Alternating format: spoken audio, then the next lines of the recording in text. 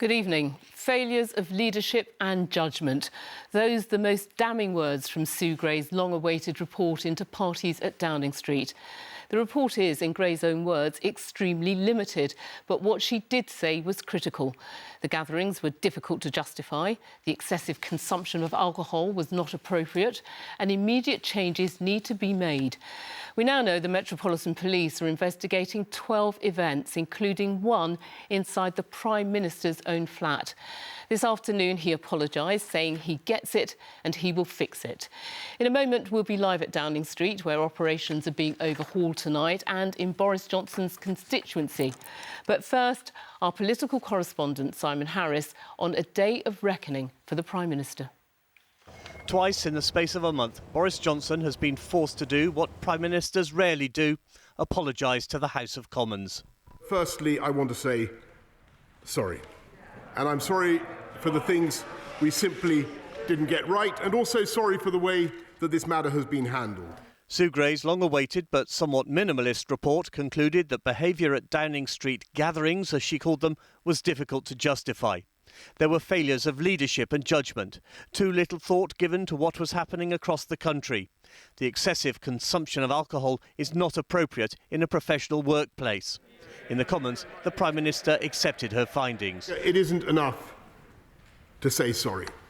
This is a moment when we must look at ourselves in the mirror and we must learn. That would include reorganising the Downing Street operation. I get it and I will fix it. The Labour leader was withering. But Prime Minister, the British public aren't fools. They never believed a word of it. They think the Prime Minister should do the decent thing and resign. Of course he won't, because he is a man without shame. He was also attacked from his own side. This from the MP he evicted from number 10. So either my right honourable friend had not read the rules, or didn't understand what they meant, and others around him, or they didn't think the rules applied to number 10. Which was it? No, Mr. Speaker, that is not what the Gray report says. It is not what the Gray report says. But if she, I suggest that she waits to see the conclusion of the inquiry. Rivka, who's from East Finchley, lost her dad Michael to COVID. She wasn't allowed to say goodbye to him, but doesn't regret following the rules. We would do exactly the same things because they were the right things to do. And the Prime Minister has not led by example. And neither have the people who work for him or the ministers who have supported him through all of this. They are all complicit and they are not fit for office. Today's report reveals Scotland Yard is investigating 12 of the 16 events covered by Sue Gray. We had a bundle of material provided to us just Friday, which is well over 500 of pieces of paper, about a ream and a half we received, and over 300 photographs. And it's now emerged some of the evidence is connected to a party in the number 10 flat on November the 13th, 2020, during the second national lockdown. Simon Harris, ITV News. To Simon now, who's outside Downing Street. Simon, will we ever see this report in full? Okay, it's not just the report, is it? We've heard from the police that there are something like 300 photos. Some of those could be potentially awkward for number 10. Will they be published?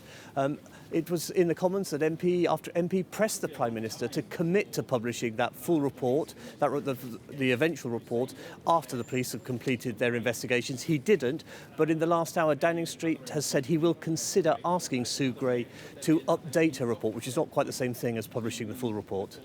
So do you think then that he's done enough tonight to regain support? It's the big question, isn't it? Will more MPs now decide that they want to submit letters of no confidence? Perhaps they're worried about more revelations coming out in that final report. Well, we heard from one of his loyal cabinet members today, Dominic Raab, the Eastern Walton MP. I think he did get the tone right. I think he was contrite. I think he apologised, but he also set out the actions he needs to take forward. In the next hour, the Prime Minister will meet his MPs in the Commons to try to convince them that he has turned a corner, that he can bring discipline into Downing Street, and now is not the time to get rid of him. Simon, thank you. An update now on the driver who used his car to try to stop a knife attacker in Maida Vale last week. He's been released without charge after thousands signed a petition supporting him. Simon Harris is here with me now. Simon, this man was originally arrested on suspicion of murder, wasn't he? Yes, Duncan, and this unexpected development today will no doubt come as welcome news to the 75,000 plus people who signed an online petition calling the driver a hero. It was last Monday that Yasmin Shakaifi was confronted on a pavement in Maida Vale by her ex-husband, Leon McCaskey, who then stabbed her several times. The driver of a blue Renault Clio saw what was happening and used his car to ram McCaskey to try to stop the attack. McCaskey was killed, and unfortunately the intervention was too late to save Ms Shakaifi, who died from her wounds. Well, at the time, the driver, 26 years old, we are told only that his name is Abraham, was arrested on suspicion of murder. But today, Scotland Yard has said he'll face no further action. Officers have looked at CCTV and consulted lawyers. We're told that he's now going to be treated as a vital witness and offered counselling to help him come to terms with what happened. He's issued a statement released through his solicitor in which he says, "I'm grateful that they have taken this sensible course of action. I once again wish to express my gratitude to the British public who supported me so vocally at this most stressful and trying time." He also added that he hoped his actions would be seen as a message that anyone who sees evil should try to stop it. Simon, thank you. Good evening. It is a roll call of shame that currently shows no sign of letting up. A report yesterday detailing sickening racist, sexist and homophobic behaviour, the latest in a long line of troubling incidents within the Metropolitan Police.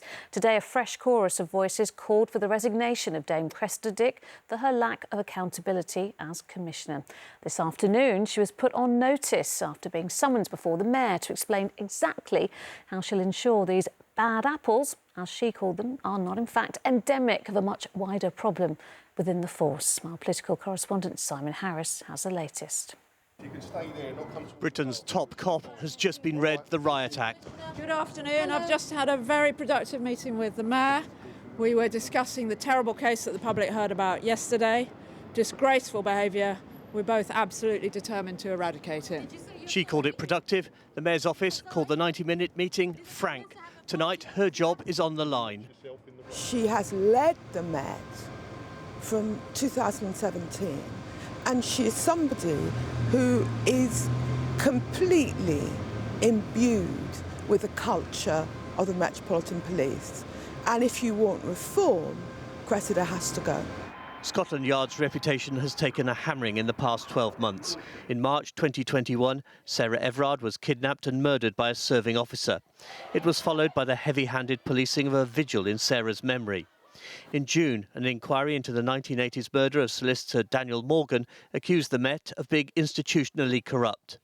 In July, fans were able to storm Wembley Stadium before the Euros final. In December, 2 police officers were jailed for sharing pictures on WhatsApp of the bodies of 2 murdered sisters. Then, an inquest into the murder of 4 young gay men by Stephen Port found failings by the Met probably contributed to the deaths of 3 of them. Last week, Dame Cressida was criticised for holding up the official inquiry into parties in Downing Street. And yesterday, an investigation revealed evidence of sexism, racism and homophobia among some officers at Charing Cross Police Station. That led to the police minister being summoned to Parliament.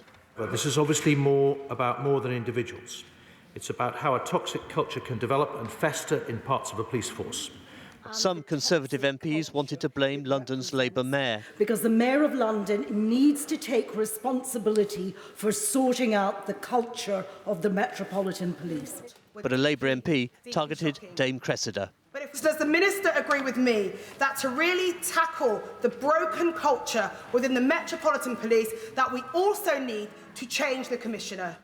Leroy Logan, the founder of the Black Police Association, also thinks she should resign. I welcomed her appointment a few years back, and I really thought she was going to be a breath of fresh air. It seems like the culture's got to her. She's not getting a grip. Her senior management are in denial, and they need to really understand that the Met is at a tipping point and it needs to change now. Whether it's the way that the Sarah Everard vigil at Clapham Common was policed, whether it's Daniel Morgan investigation, whether it's all the changes of mind over Partygate, and now this, I'm afraid the buck has to stop at the top. I'm afraid she has to go. 5 years ago, Cressida Dick made history as the Met's first woman commissioner. But today, there are serious questions about her leadership after a year of scandals and blunders. So Simon, Cressida Dick put on notice. What more can you tell us about that meeting between her and the Mayor? Well, Sadiq Khan has always been very supportive of Dame Cressida, hasn't he? But there's a definite wind of change tonight after that damning report yesterday. I'm told that Sadiq Khan was furious when he read the findings. He demanded the Commissioner come to his office to give an explanation. The meeting lasted for more than an hour and a half. We heard her say it was productive.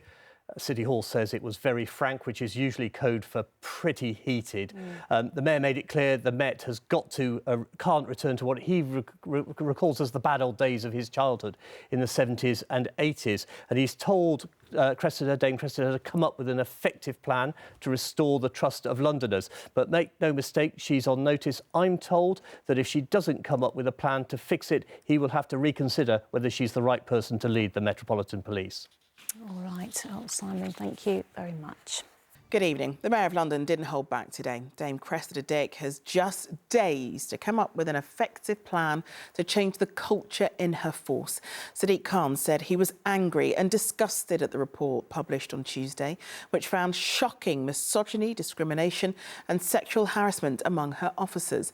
High standards, he said, are paramount, very clearly stating he wouldn't stand for anything else. Our political correspondent Simon Harris has the latest.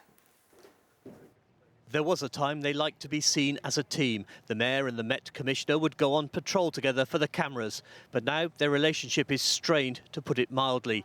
He has put her on notice after an investigation into the behaviour of some officers at Charing Cross Police Station uncovered a culture of homophobia, misogyny, racism and sexism. I'm angry. I'm disgusted. I've made clear to the Commissioner how I feel. How long has she got?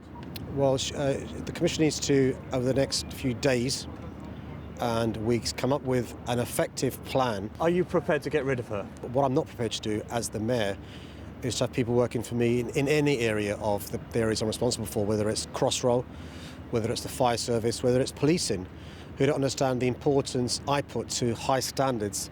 Dame Cressida was summoned to a meeting with the Mayor yesterday where he demanded she come up with a plan to restore trust in the force. 4 months ago, Dame Cressida ordered a review into the Met's culture. That came in the wake of the Sarah Everard case and the conviction of a serving police officer for her murder. But it's clear the Mayor isn't prepared to wait for its findings. Last summer, an independent panel investigating the unsolved 1980s murder of solicitor Daniel Morgan found the Met guilty of institutional corruption, but the Commissioner disagreed. I don't accept that that is the Met I know.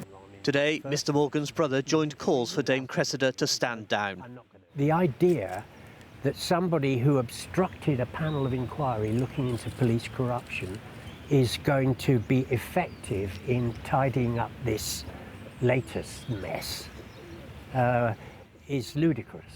Tensions between the Mayor and Commissioner surfaced in March after the heavy-handed policing of a vigil for Sarah Everard in Clapham. I'm angry at what I saw on the TV screens on Saturday night. And last month he appeared critical of the Met's reluctance to investigate lockdown rule-busting parties in Downing Street. It does affect the confidence or lack of in the police going forward, and that's why it's so important for the police to show that they do police without fear or favour. Last autumn, Sadiq Khan and the Home Secretary agreed to extend the Commissioner's contract for another 2 years. Now he's made it clear the clock is ticking for Dame Cressida to come up with a strategy which satisfies him. Simon Harris, ITV News.